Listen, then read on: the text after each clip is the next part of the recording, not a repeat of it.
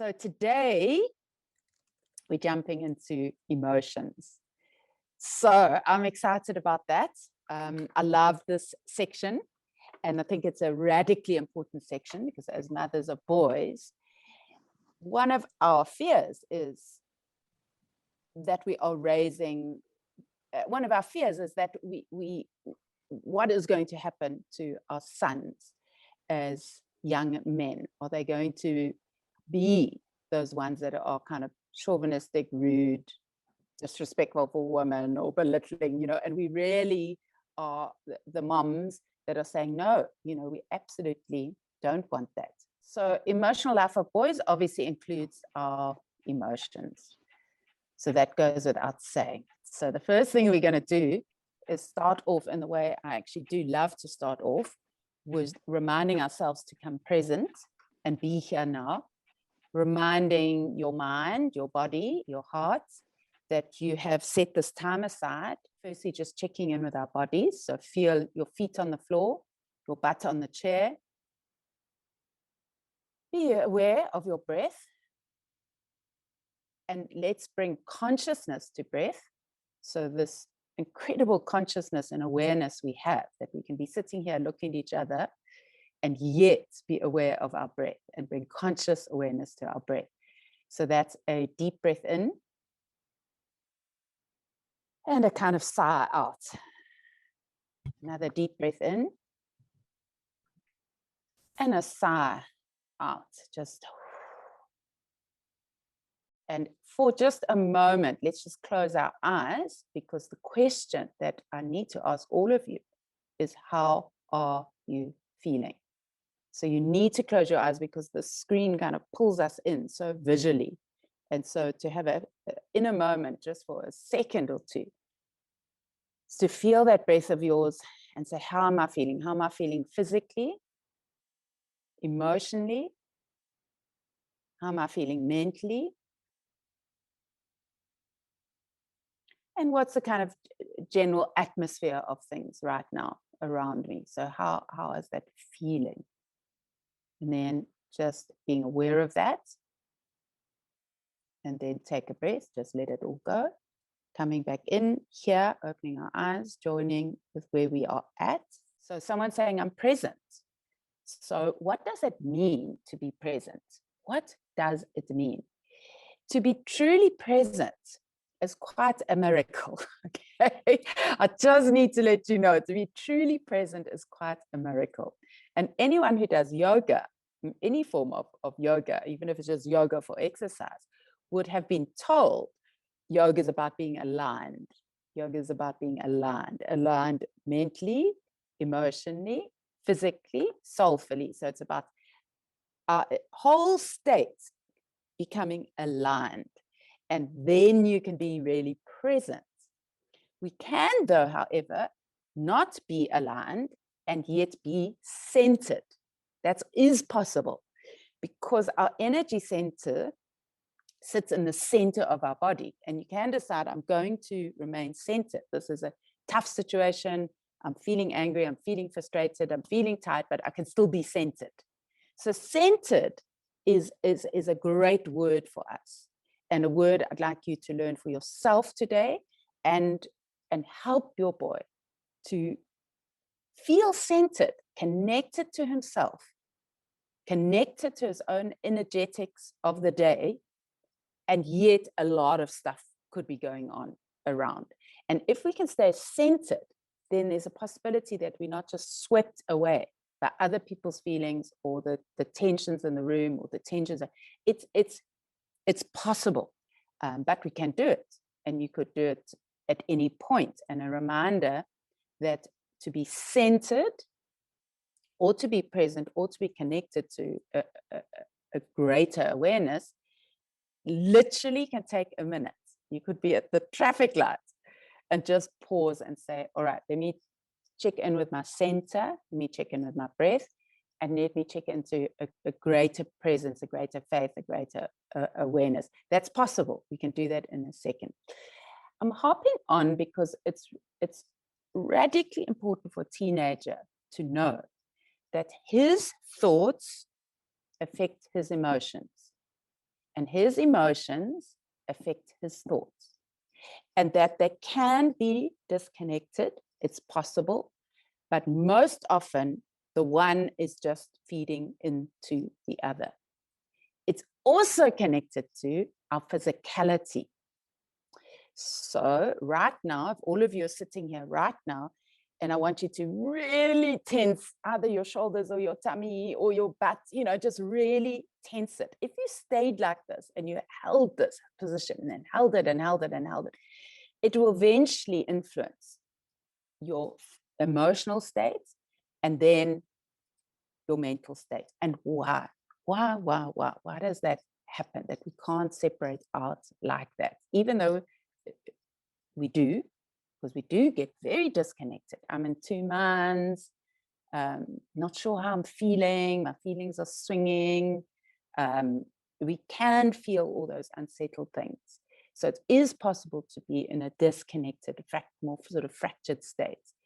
But this aligned state is quite a deep state. It takes a lot of practice to really bring your thoughts, your feelings, your emotions, your soulful space into an aligned space. So that is called in psychology being able to tune in with a locus of control.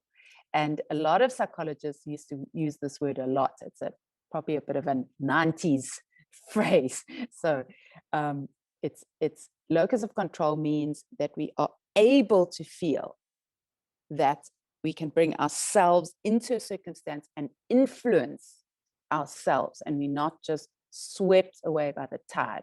And we want that as parents, because we don't want our teenage boy hanging out with a peer group that is deciding to jump off the highest building in town for fun or some outrageous thing. And we want our boy to be able to check in with himself and say, my friends are doing that, I am not. And that requires courage, confidence, but a locus of control. It means that he can check in with himself, center himself, engage with who he is, and take a stand on a decision. And this is practice, guys. You get familiar with the feeling that happens around your belly. And we refer to it as a gut feeling.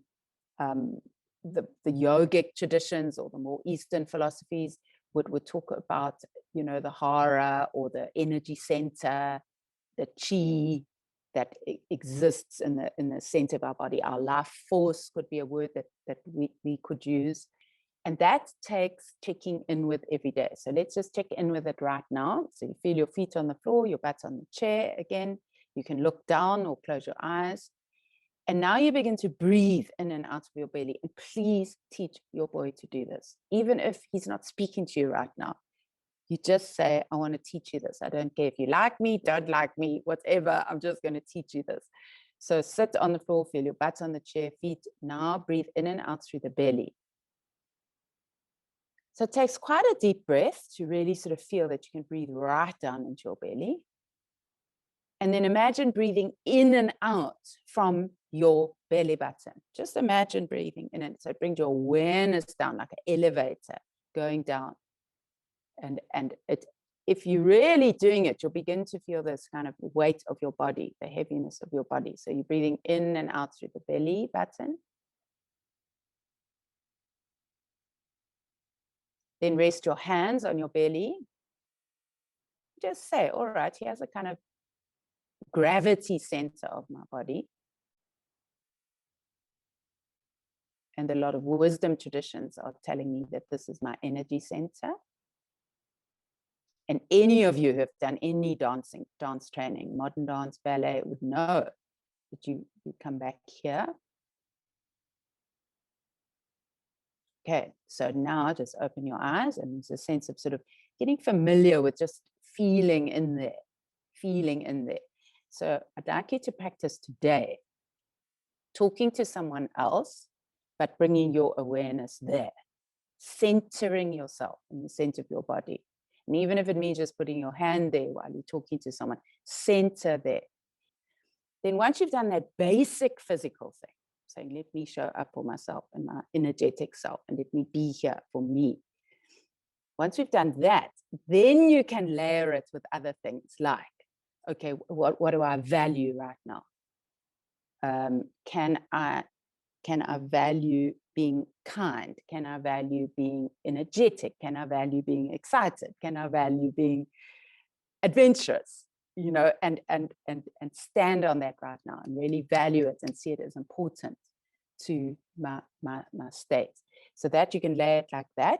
The other way you can layer from the center is just to sit quietly and see if you can receive any intuition from just sitting quietly, breathing in and out of your belly.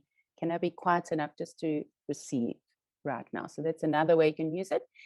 The other way is to then add on your gratitude exercise. And I'm sure all of you have done a gratitude exercise, especially during the pandemic, because we just have had to, you know, there's some days are so tough. We've just got to sit down and say, oh, what am I grateful for right now? And so you can center yourself, and then you could just add on your gratitude exercise. Say, all right, what am I grateful for right now? And then really feel that in your body. And that can begin to shift some of the dis-ease or the fracturedness that's going on. So when it comes to emotional intelligence, it's radical. It's radically important. So it's radically important. It's important for you as parents of teenagers or little ones. It's important that you're leading by example. So, and it's radically important for your teenagers to mature into an emotionally intelligent human being. And that is the only way out of toxic masculinity, disrespect towards women, being on a power trip. The only way through it is through maturing into emotional intelligence. And so how can we lead by example? The first is, as we did on Tuesday, setting your intention, standing on your values, learning these simple exercises of centering yourself, reminding to bring yourself into it, and then saying to yourself, I can't control these circumstances. I can't control my son's bad mood. I can't control that he's failing at maths. I can't control it. You know, I can't control so many aspects of what's going on. I'm not certain about the future.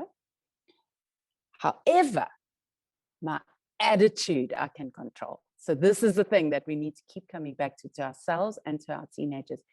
You can control the attitude that you decide to show up with. And part of that attitude is your feelings. So you will have noticed that feelings come and go. So by the time we get to 40 years old or heading towards 50, we are so aware that feelings come and go. And for all of us who are women in this webinar right now, we're also aware of how our physicality can affect our feelings. So it's kind of like, oh my word, I didn't know I was in the middle of, you know, PMT, or I didn't know that I was having a kind of estrogen high. And we get out of touch with our body rhythms. And then we kind of think, oh, and then those of us who've gone into menopause or perimenopause, it's like, oh, emotions are all over the show sometimes. And we are aware that it's a hormonal thing. So we've got to give that to our sons as well. Testosterone is a different hormone, but it directly affects feelings. Directly affects. It's different because it's a more consistent hormone than the hormones of estrogen and progesterone. We do have testosterone in our bodies as women, but we don't have it at such a high level. Teenage boys, in order for them to grow and have their growth spurt, and in order them to develop into their manhood, and their sexuality and whatever sexual preference they are, they need testosterone. So testosterone is giving them a sex drive, sexualizing their bodies, helping their physicality grow. It increases the muscle growth, the oxygen into the system, but it also seems to fuel, to different extents with different boys, competition and irritability, and to a certain extent, aggression. So I'm not saying testosterone is responsible for aggression. We need to be able to regulate our emotions, to calm our aggression. But certainly I see with a real surge of testosterone, boys get irritable, they get moody, they get surly, and then they get these strange erotic and sexual feelings that sometimes can be quite confusing or overwhelming because it's so new. Sometimes they don't even know that they are actually feeling eroticized. It's such a new thing that they don't even know.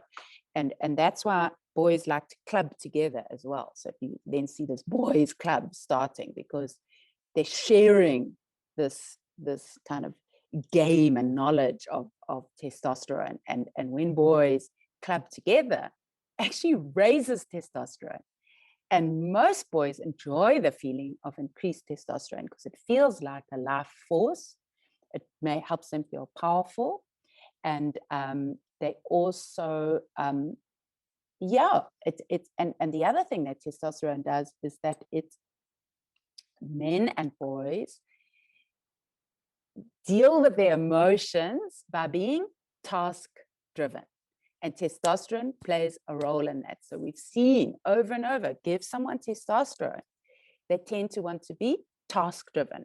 And it helps them feel like they're in control of this kind of powerful surge and force, and they're in control of their own emotions. So that is why, I mean, I know it irritates us as wives, that if we marry to high testosterone men, you know, they barking orders and instructions, and they wanting to, fix things, but telling you how to do something, you know, and why did you just do it this way? And so it sometimes can irritate us, but what it is doing is it's harnessing those energies they feel from testosterone, and it's directing it into a particular mission or a task. And it calms testosterone down. Testosterone's then happy with that.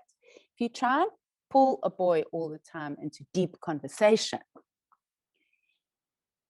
testosterone's not happy with it. It's just not a happy state for testosterone to now start having to check in with vulnerability and feelings and where they're at. But that doesn't mean we don't do it. Okay, so I'm not saying now give up trying to pull your son into a conversation. No, but just know that you can get that glazed look, and you can get him to try and chill, mom, not now, because testosterone is not happy in that, what we call, you know, that befriending, that befriend, that need to be in a huddle. We value as women relationship, bonding, talking things through, working things out together, a more collaborative style. We want to be close to our boys. We want him to be close to us. And if he's pushing away and doing his own thing and rolling his eyes and thinking you're the worst thing in the world, it's just a phase. It's just a phase. And I hope that you know that you are a powerful force in your son's life, and you will be for the rest of his life. And even if he doesn't show it, and even if he forgets it, he totally loves his mother. And there's this fear of that love as well. So there's a need to not be dependent on, because that feeling of being dependent on you also freaks him out. So it's like, you know, I want to do this on my own. I want to be independent and strong. And so there's a real complexity around the mother. So emotions, we need to get clear on our emotions. Please spend some time focusing on being more clear about your own emotions and learning to regulate your own emotions. Are you attentive when listening to your partner or your son in this case? That's the first question. Or are you easily distracted? So are you attentive? Are you able to bring yourself present when your son's talking to you? Can you set aside your stuff sometimes, not all the time? Can you set aside your thing and be really present? And present means being with yourself. So being with yourself, can you check into your center? Can you know how you're feeling? Can you clear your mind of the worries and things and be there? So I'm asking a deep question here. Can you be attentive? Can you be present? Or are you easily distracted? Second question, are you comfortable when there's silence in communication between your partner or with your son, can you manage those silences? And if there are silences, can you find a way of centering yourself and without rushing up to thinking, what's wrong, what's going on, what's he worried about? Can you just center yourself? If you are going for a walk with your son, walking the dog, spending time in the car, and there's just silence, can you still find a way of not going up and worrying and center yourself and just say, let me be here in the silence? Yesterday, I lost my car keys and I was stranded because my cell phone was in my car, so I couldn't contact anyone. And I really practiced, can I just be here now? Can I just be here now and not go up into worry and neuroticism and frantic behavior? Can I just be here? This is what's going on. So I had to really center myself and try and work out what I could do, because, by the way, I don't remember anybody's phone number, so I couldn't even think of who I could phone. So it was a very weird situation. So can we center ourselves even when stuff's not going well? Can we choose our attitude? Are you able to be comfortable in silence? All right. How often, number 3, are you judging or criticizing your own emotions or feelings? How often are you not allowing yourself to just feel the way you're feeling? Okay, so this is huge. This is huge, guys. So this comes into self-compassion, self-care. We just don't like certain feelings. We don't like feeling angry. We don't like feeling jealous. We don't like feeling disappointed, betrayed. We hate horrible feelings and we resist them. We want to just push them away, deny them. Now, men and boys are good at this. And so let's start with ourselves first before we start pointing fingers at our partners. And can you, for the next couple of days before I see you again on Tuesday, welcome whatever feeling is coming up? It does not mean you have to act on it. So getting this difference between feeling feelings and acting on them. So you can allow feelings to come up. There's that beautiful poem by Rumi, treat your emotions like a guest house. So the guest comes and goes, and it's far nicer just to welcome the guest and know that the guest will come and the guest will go. So it's the sense of feeling your feelings, welcoming them and not resisting them, learning from them. So you can say to your son, all right, you've got to feel your feelings. You don't have to act on your feelings. And your feelings need to be welcome, and we need to learn from our feelings, because feelings are a huge resource of where we're at and what's going on for us right now. And if you're constantly feeling negative feelings, toxic feelings, there are times when there's too much feeling and we need to just lessen the charge of it. And we can do that with our breath and with our attention. And we can also do it with our minds. So this is where the mental state can affect the emotional state. So you can decide, I am feeling too overwhelmed right now with what's going on. Can I choose to see it from a different perspective?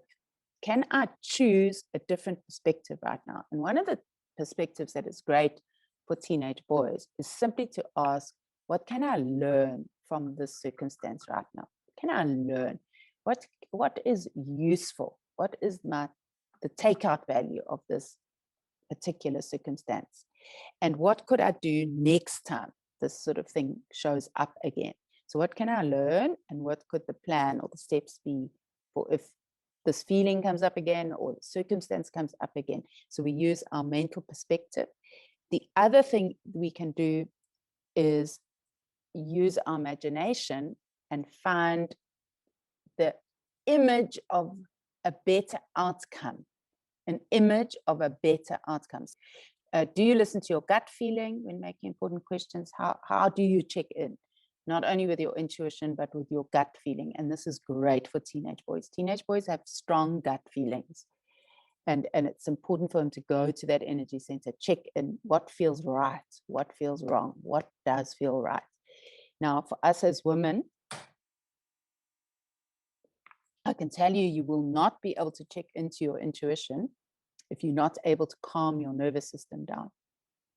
So how do you calm your nervous system down? Every one of us has different ways of doing that. Know what calms your nervous system down and be practicing it every single day, especially with teenagers in the house. So is it your yoga? Is it your exercise? Is it a good sleep? Is it a nice hot bath? Is it singing a song? Is it listening to great music? What is it that you know calms your nervous system down? Were you able to just lessen the charge and lessen the stress? If you stay in a stress response all the time of this heightened anxiety or this low-grade anxiety, you won't be able to access your intuition, and your mother's wisdom is essential. And the only way we can access it is by calming ourselves down enough to really be able to receive true intuition. So can you calm yourself down effectively when you're stressed? Can you start practicing those things that calm you down? Start practicing them daily. Do it as a management technique. Have a moment for yourself, even if it's 5 minutes, where you do some nice deep breathing, where you take your shoes off, ground yourself on the earth, where you do that thing. Listen to cool tunes or what it is that is going to help you release some of the stresses and anxieties that you feel. If your anxiety is so high that you can't control it, then for goodness sake, start getting help. Start getting help. Go and see someone about it. Go do an alternative route or the medical route, but choose one of the routes and begin to sort it out, because I think that these rough times and these tough times are not going to stop soon. So if there's high anxiety going on with you now, you need to begin to deal with it on an alternative route or a medical route. Can you bring humor in? Oh, my word, humor is so important to just be able to, can you laugh at yourself? Can you help your teen laugh at himself? Can you just, instead of just criticizing him or pointing fingers at him or going at his bad mood or his irritability, can you bring humor in? Which is like, you know, I can't think of a joke right now to share with you, but to find a way of just saying, you know, let's all be tense, you know, or something like that, and scrunch your face up, and he'll get so irritated with you, and you keep going till you get him to laugh, you know. So can you bring humor in and find a light way of looking at our rough times? Are you able to deal with differences and disagreements without getting, you know, really wrought up emotionally? Are you able to receive that he's different to you, he's got a different opinion, that there is a different disagreement, and that this is very important, because our teenagers are not going to love us when we put in the boundaries and the limits, and when we tell them to get off from stop playing a game, or no, you're picking them up from that party at 11, or whatever you're doing. They're not going to. Can you withstand that? And I think that is when you can stand on your values and your parenting principles that you've decided, where you just say, okay, he's not going to agree with me, but I think it's the wise thing. We'll open to a discussion, because let me hear his point of view and the differences. Let me try and explain my point of view. At the end of the day, I might have to pull parental rank. And can I hold that position because I really believe in it? Or am I just trying to be right? And only you can answer that. Am I making a wise parent decision? Can I speak to someone else about it? Can I ring a friend? Can I make sure? And that this is a good, wise parent decision, or am I just wanting to be right? Because if you're in a fight with your teenager just to be right, it's not very good emotional EQ, but it's also not going to get you anywhere, because it's not going to build relationship if all you're trying to do is just be right. So then you on that teenage level. Why does he upset you? What do you react to? How do any of the kids in your home upset you? Do you get emotionally overwhelmed and it's just uncomfortable? I think one of the things we all need to look at is our belief systems. There's often some faulty beliefs that hang around, and this comes from deep psychological research. I'm not making this up. So what we've discovered in our culture is we often think that if a person doesn't like you, it's your fault. So that's one of the first beliefs that often come up for us as women. If your son's not liking you, it's your fault, and you take the blame for that. And it happens at quite a deep level. You might intellectually say, I know it's not my fault. It's his fault that he doesn't like me, or it's both of us, you know. But deep within you, there's a sense of there's something wrong with me. So it's just recognizing if that comes up, and that's something you need to work on. But just raising it to consciousness and saying, every time someone doesn't agree with me or doesn't like me, I think it's my fault. Second one is, it's always important to please my son. Always important to please my son. And that can happen at a deep level, and recognize that as a parent, it's not possible. Absolutely not possible. And we need to come on board with that and shift that belief within ourselves. I have to be the best at everything I do. So all of us perfectionists, own yourself, okay, and recognize that you're forever pushing yourself to this high standard, and you've got to be good at it all, you know, at a particular standard. And of course, we never know when that standard is reached. So recognize it and say, okay, some things I'm good at, some things I'm bad at, some things I do well, some parts of my character are great, some parts maybe not so good. And so becoming more in balance with the fact that it's being a perfectionist just is going to make yourself unhappy. And the reason why I'm raising these is because we can often because we set such a high standard for ourselves, we then will do it automatically for our sons and our children, where if we're setting such a high standard of perfection for ourselves, we're doing the same to them. You know, you've got to be the best, you've got to reach the standard, and we're pushing them the whole time and pushing them too hard. Should we have a standard? Yes, but the standard must revolve around your values, your important principles of your home and the values in your home. So a lot of us, especially my generation of women, were raised that we've got to be pleasing and nice, and it's not good to get angry or irritable. So know if that exists within you, because if you kind of battle with your own anger, the teenagers can become very uncomfortable because you find yourself feeling angry and irritable a lot, and then you just hate it, but then you begin to hate yourself. So it's like, don't hate yourself for that. Just give yourself the compassion and the compassion and the care to say, well, it is tough times, and of course I'm allowed to get angry and irritable, and I don't have to go at myself. This thing to fail is terrible and totally unacceptable. So to fail is terrible and totally, is that a belief system that sits solidly within you?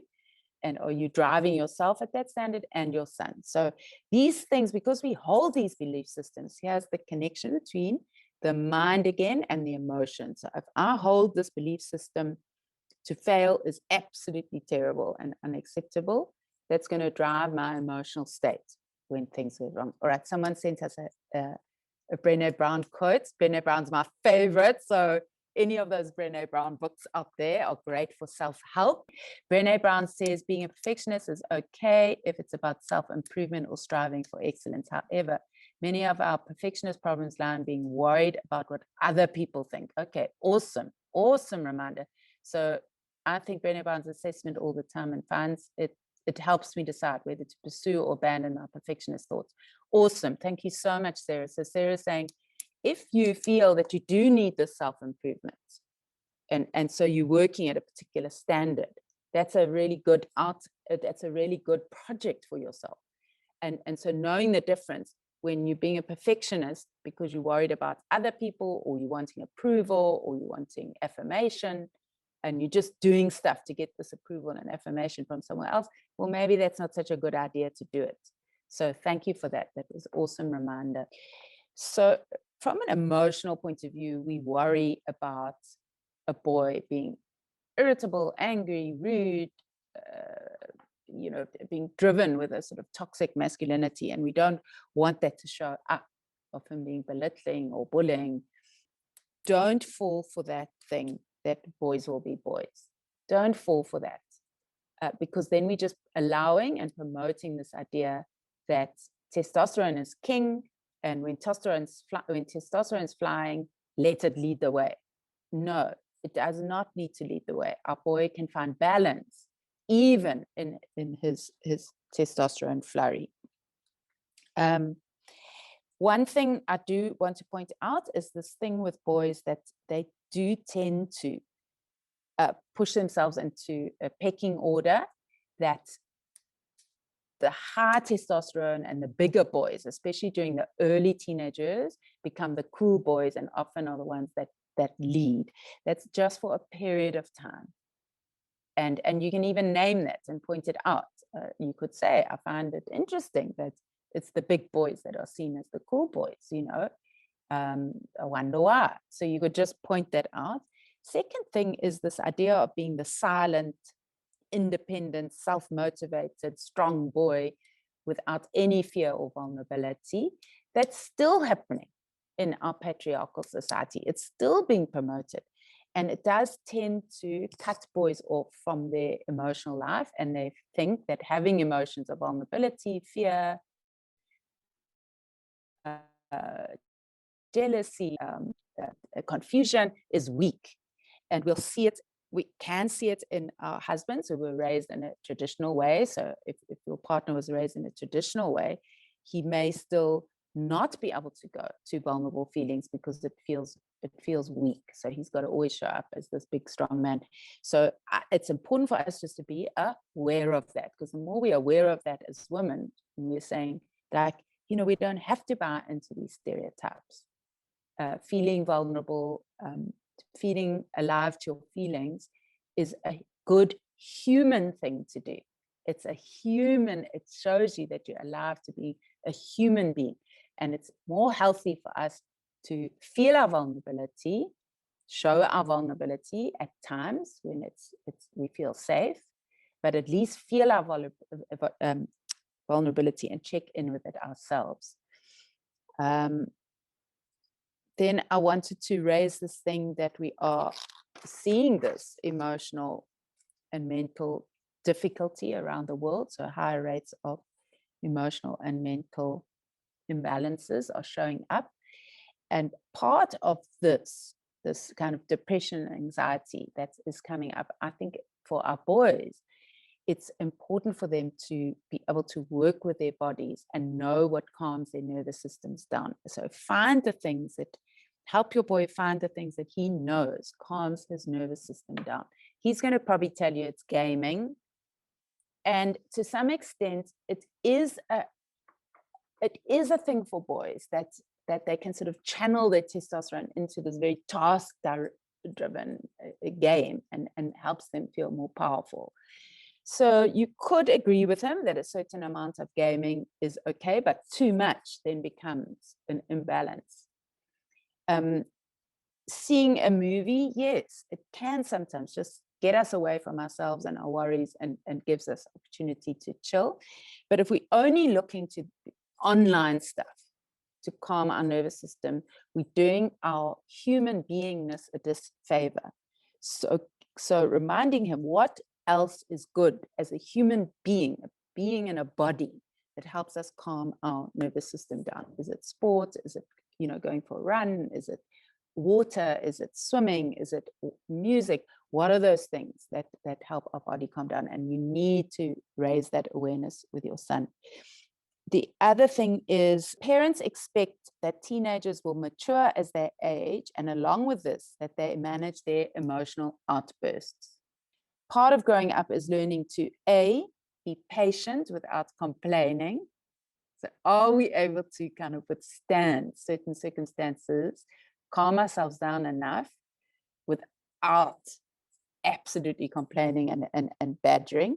And then, of course, we would wish they would calm down so they don't have to ask us 50 times about something, or that we have to nag 50 times. Can your son control his temper? And how is he able to do that?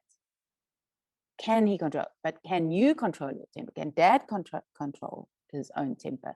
And how to do that? And that's through sheer emotional intelligence management. And the most important thing is to be able to be aware that your anger is rising and know the trigger of that anger, and step in before it goes to a 10. Step in when you start feeling it at 1 or 2. What are the first feelings of anger beginning to rise? And can you deal with it then without, because anger, particularly for teenage boys, feels like power, but it's a pseudo power. And you can name that directly and say, being angry is actually a pseudo power. Might think you feel powerful when you're angry, but you actually just destroying relationships. And are you proud of yourself when you're doing that? So coming to terms with that. Then C, we want them to be fair with others. And being fair with others requires empathy. So how do we build an empathy muscle? By demonstrating that in our home, by reminding our boys. How do you think that made him feel? How do you think the teacher felt? How do you think I'm feeling right now? And being able to empathize is reminding boys that there is a feeling state and that he does have an inner world and other people have an inner world. So bringing awareness to empathy is going to help him be fair with others.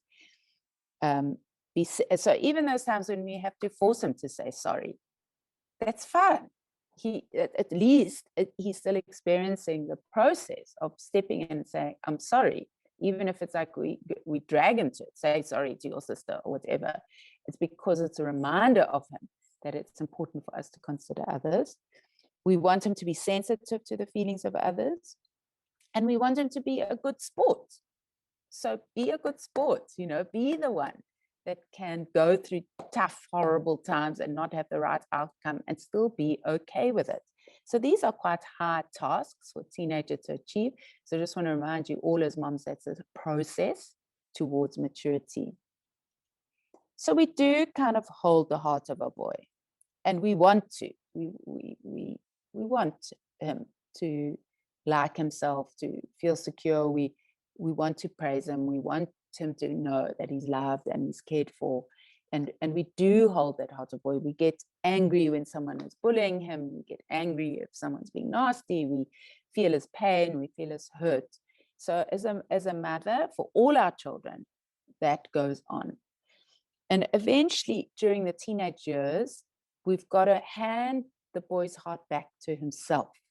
He's got to take on the role of laundering his own feelings, of discovering his own feelings, of finding a way to be the person he wants to be and manage his feeling life on his own. So eventually, he will fall in love with another woman or with a girl or with another man. He is going to then give his heart away to someone else. And this is a huge thing for us as moms to recognize, because he might be your little prince and the love of your life, but we have to find the maturity in ourselves that he's not the answer to our life being safe, affirmed, secure. He's not the answer to it. So he needs to go on into his own life. So for most of you with young boys, 13, 14, 15, even 16, you may feel, that you and him have got that bond and how special and important it is. And it's going to take some kind of effort and awareness for you to be able to say, okay, he needs to move on into the relationships that he chooses, and he's going to have to deal with them. And there's like an energetic thing of saying, okay, I've got to let him go into his own loves and his own emotional thrills and spills. That is a mother's thing. Only you can do that. And you need to find it into yourself to say, okay, I do have to let this boy go, from an emotional level, that he begins to launder his own feelings. And part of that is for you to say directly to him, you've got to show up for your own feelings. You've got to feel what you're feeling, and you've got to learn to regulate those feelings. There's such a thing as survival emotions. And survival emotions are all those things around anger, panic, fear. Those are all the things that help us survive in the world, and have since the times we lived in. It was about how to feel those instant feelings of anger and protection or fear or rage that helped us keep ourselves safe. Now, boys and teenage boys in particular, as I said, may feel the kind of power of feelings of anger. And then anger then covers up a lot of other emotions. So most of the time, anger is not the primary emotion. Most of the time, anger is not the primary emotion. There's something underneath, unless you are in a real survival predicament. Most of the time, anger is covering up hurt, despair, disappointment, overwhelm, and a male defense mechanism is often to put anger out there first and irritability. So you could, as the mom, say, I think you need to check in with how you're really feeling right now. And so my advice to you is don't get caught up in his anger and irritability. Anger is contagious. There's an evolutionary reason for that. So it's natural for you to, if he's angry at you, for you to get immediately angry back.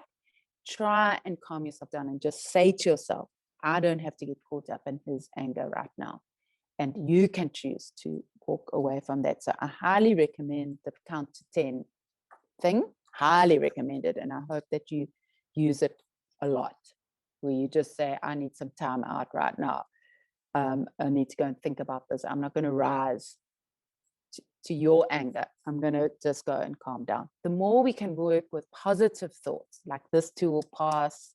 I've got through this before. I can do it again. I've got the strength and capacity to sort this out. I know that right now I'm just enraged because there's strong emotion and I can breathe through this. So the more we use our mental okayness, which is, I'm going to be okay, I'm going to sort this out, I can do it. And the more you help your son with that, the more it's going to reorientate our mind towards more optimistic thoughts. What am I learning from here? This is going to be good for me. I'll be more resilient.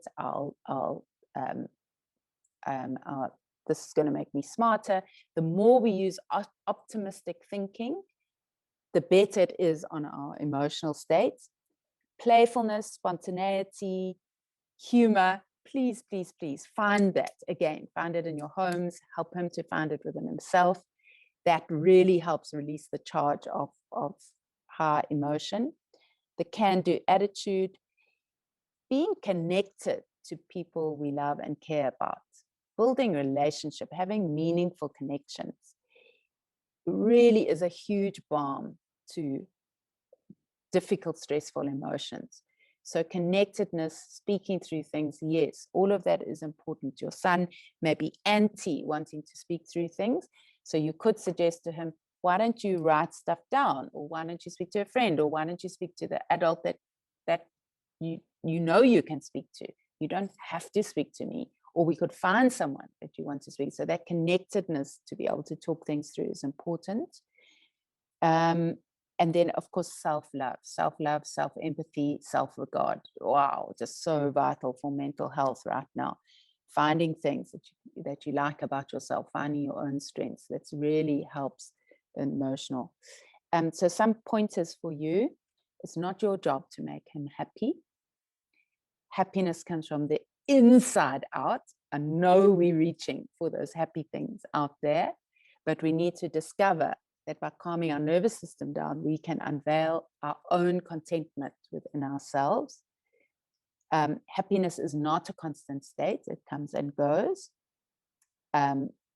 Optimism and a can-do attitude really helps. Can we practice that in our homes? Contentment is a mature state, and sometimes we don't get there till we're much older. So you can't expect your son just to be content all the time. That's impossible. It's not possible. All right, let him struggle, but you can still coach him through it. So let him struggle. If he's having tough relationships, if he's having a tough time, if he's being left out, just keep saying to him, the struggle is good, it's fine. And I can help you with some of the ways of just regulating emotions, finding the things about yourself that you do like, and having compassion, care for yourself. Do your gratitude exercise, journal, talk to a friend. So those skills. Learning to forgive is vital for our emotional health. Learning to forgive. Can you help your son to learn to forgive? Can you just forgive this person and not hold on to it. So the more we hold on to resentments and grudges, the more it affects ourselves in a negative way. Emotions do have a life of their own, so remember that. All right, what else? Yeah, okay, so communicating feelings. I just want to end with this. So it's important that you learn to name your feelings. I feel, and you help your son. What are you feeling? Can you actually name your feeling? If you can't, can you describe your feeling? I feel like a caterpillar. I don't know where that came from, but anyway, just how do you feel? You know, and if you can just describe it, that's fine. Do not invalidate a boy's feelings. Try and not just judge, overact, minimize, so that you don't feel like that. Don't be ridiculous. Why are you feeling like that? That's stupid. Just more a state of what are you feeling, and really feel it physically. It will come and it will go. And then practicing being present, practicing expressing your feelings from I state. I love the statement, I feel when you, because it's an old assertiveness practice where you say, I feel mad when you slam the door because it gives me a big fright, or because it disturbs my meeting, whatever. So really being able to practice saying that as succinctly. So it's not just, you make me feel mad, you are upsetting me. Stop that language, come back to the ownership, and take power back on board for your own state and working through your own emotions. Teenage boys love blaming, right? That's going to happen, of course, for a while. And then you just keep reminding him, own your own feelings, own your own feelings. Don't project them onto me. Don't make me part of it. Okay, so if you're really worried about your son that is exhibiting high anxiety or depression, just thought we need to do this in this session. But this is the depression triangle is, I'm negative towards myself, I'm negative towards others, and I'm negative about the future. Myself, others, or the environment, and the future. That's the depression triangle. It's important, that depression triangle, because when that starts showing up, we need to be worried. I'm depressed about myself, I'm depressed about others, I'm depressed about my future. So all three need to come together, and then we can begin. Anxiety with physical symptoms. So your son's beginning to show up with tummy aches, headaches, not sleeping, those actual physical manifest rashes, that stuff that's showing up as a result of anxiety. Compulsive obsessive behavior, so going over and over and over certain behaviors, doing the same thing over and over, checking the doors, are they locked? And obsessive behavior is the thinking, where you just can't stop, switch your thinking off. So compulsive is more the actual physical behavior, obsessing is more in a mental thing. High stress reaction, so when you are noticing that there's sort of constant high stress, and it's showing up almost in PTSD symptoms of worry, not sleeping, fear for the future, that high, and in most circumstances coming from a high stress state, not from a calm state. Persistent sadness, withdrawal, and low energy. So this going off the whole time, not wanting to see friends, not wanting to engage with the family. Obvious changes in eating and sleep. Well, I don't need to explain that. And then that there is a toxic peer group that he's mixing with, and it's really toxic, and it's really worrying you. So sitting, feet on the floor, bum on the chair, check into your feelings. How am I feeling right now? Close your eyes, look down, breathe. Deepen your breath, bring conscious awareness to your breath. The moment you do that, you're changing your mental state. A few conscious deep breaths, and you're purposefully calming yourself down. Breathing in and out through the belly, down into the floor, being aware of the earth beneath you and the solidness of it. Remembering you've got a body. Now think of an issue, any issue that you know causes you some worry, some panic, some anxiety. Don't pick a big one, okay? Because we've only got a few minutes to do it. So pick a little issue that tends to upset you or get you going. Okay, notice the feelings that come up as a result of this issue. And then just try with your breath to lessen the charge of it. And you do it by breathing in and out, and then down into the earth. Lessening the charge of it. Okay, now imagine the best possible outcome of this issue. Imagine the best possible outcome of this issue. What could be the best thing that could be happening? So if you're saying there's friction between us, I know we're never talking, you're imagining yourself like really connected, talking, seeing kindness, love between the two of you, and you try and hold that image. You're using your imagination to imagine the best possible. If you can't imagine it, then just think it. Just think, oh, actually, it would be the best possible outcome here is, you know, him and us chatting. And so you can't imagine it, but you can at least think it. When you start thinking about you and him having a good chat or the best possible outcome of your issue, how does that change your feeling state? Just check in there. All right. If the feeling state hasn't changed from anxiety or worry or tension, do it again. What's the best possible outcome? Let me think it. If I can't think it, let me write it. So engage with the best possible outcome right now. If you can't think it and you're more of the person that likes to write down, then write it down. I have a good, strong, healthy bond. Okay, write the best possible outcome down. All right. So if this best possible outcome had to happen right now, magically just happen right now, how would you feel? How would you feel? And those of you that can engage with that feeling right now, just feel it and let that feeling grow. Let the feeling grow. Okay. That's our exercise. Simple as that. Now just take a deep breath. Let that go.